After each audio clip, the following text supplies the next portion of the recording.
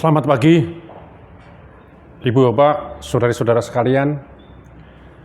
Kita ketemu lagi di Lentera Pagi. Perlu kita ketahui bersama bahwa tanggal 27 November diadakan pemilihan kepala daerah serentak di seluruh Indonesia.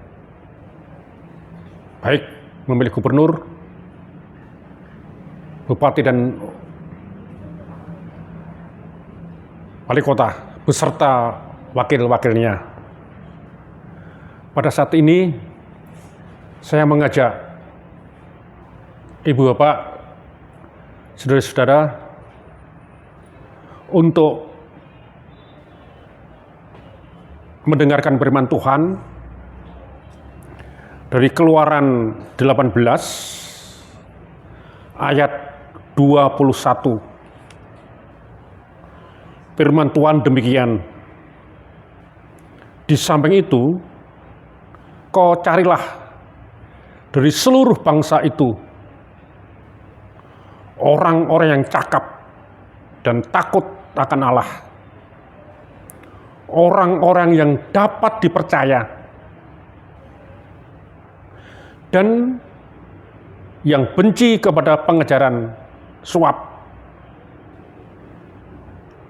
Tempatkan mereka di antara bangsa.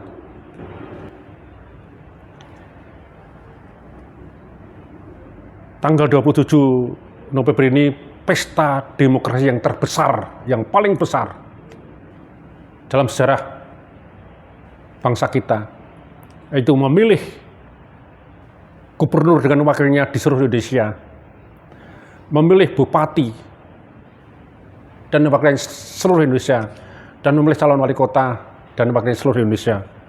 Pesta demokrasi yang terbesar. Maka pemerintah sudah menjadikan tanggal itu hari libur nasional. Artinya apa? Kita harus ikut ambil bagian dalam pilkada. Ada perkataan dari Latin, bahasa Latin, mensana in corpore sano. Mensana in corpore sano. Artinya, jiwa yang sehat terdapat tubuh yang sehat. Jiwa yang sehat terdapat dalam tubuh yang sehat. Jiwa dengan tubuh tidak bisa dipisahkan. Jadi kita memilih orang yang jiwanya sehat dan tubuhnya sehat.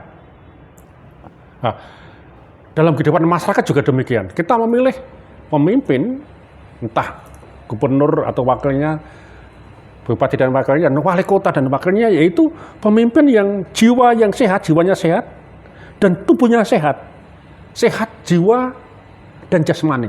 Nah, Musa mendapat wejangan dari mertuanya, yaitu Imam Yetro, dalam memilih pemimpin bangsa Israel, baik pemimpin yang 1000 orang, pemimpin yang 100 orang, pemimpin yang 50 orang, yaitu perkataan itu kepada Musa, pemimpin bangsa Israel waktu itu. Di samping itu, kau carilah dari seluruh bangsa itu orang-orang yang cakap. Jadi yang pertama orang yang cakap, orang yang pandai, intelektualnya tinggi. Kita harus memilih orang yang pandai, yang cakap, yang intelektualnya tinggi, dan takut akan Allah. Dan takut akan Allah. Jadi yang pertama orang yang intelektualnya tinggi, pandai, tapi takut akan Allah. Berpegang pada perintah-perintah Allah. Berpegang pada hukum-hukum yang diberikan Allah kepada bangsa Israel. Nah, ini amat penting. Maka di samping itu kau carilah orang seluruh bangsa itu orang-orang yang cakap dan takut akan Allah. Lalu yang ketiga itu orang-orang yang dapat dipercaya. orang-orang yang dapat dipercaya. Jadi orang itu harus dipercaya. Lihat track record-nya. Bagaimana Bapak pada waktu dia menjadi pemimpin itu? Track record-nya bagaimana? Nah, jelas orang yang tidak dipercaya itu apa? Orang yang benci kepada pengejaran suap. Jadi mengejar suap, mencari uang suap, korupsi. Itu jangan dipilih. Jadi kita harus memilih orang-orang yang pandai, yang cakap, yang intelektualnya tinggi. Yang kedua, didasari takut akan Allah. Orang yang beribadah kepada Allah. Karena orang yang beribadah kepada Allah mesti takut akan Allah. Karena Allah mengetahui apa yang mereka perbuat. Dan mereka harus bertanggung jawab kepada Allah. Lalu yang ketiga, orang-orang yang dapat dipercaya. Dari orang-orang yang dapat dipercaya.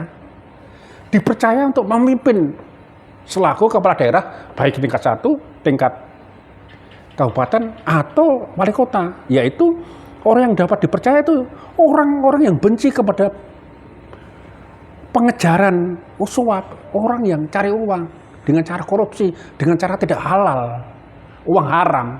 Itu harus kita tolak.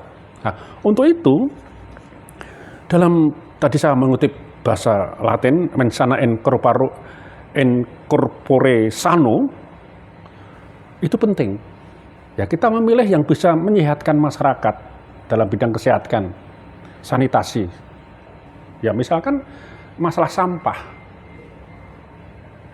Sampah itu menjadi bibit penyakit kalau tidak ditangani dengan baik. Kita lihat di kota Yogyakarta ini tentang sampah, itu justru dari sampah itulah sumber bibit penyakit. Nah, kita milih pemimpin yang bisa membawa masyarakat jiwanya sehat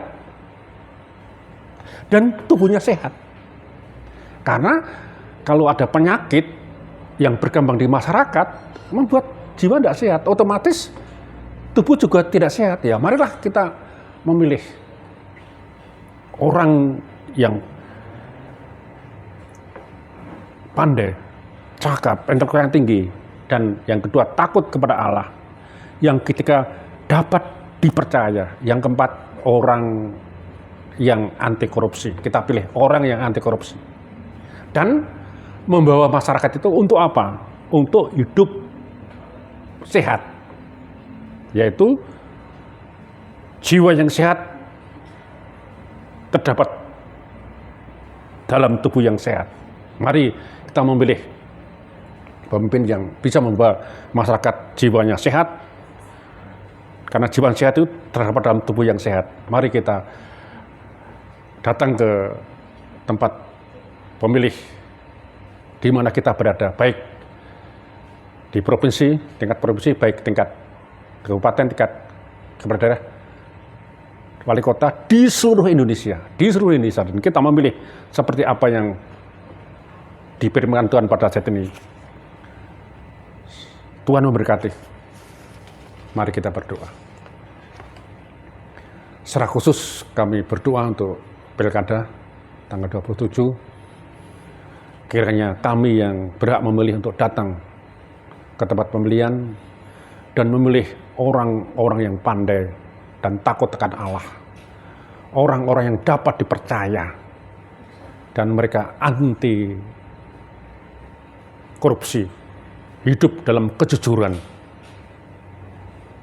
dan yang membawa masyarakat dalam kesehatan yang baik.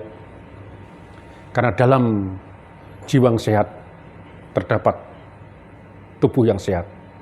Kita pilih pemimpin yang bisa menyehatkan rohani jasmani bagi masyarakat yang akan dipimpinnya. Dalam Kristus Yesus kami boleh berdoa. Amin. Selamat pagi, Tuhan memberkati. Jangan lupa tanggal 27 kita datang ke tempat pemilihan kepala daerah.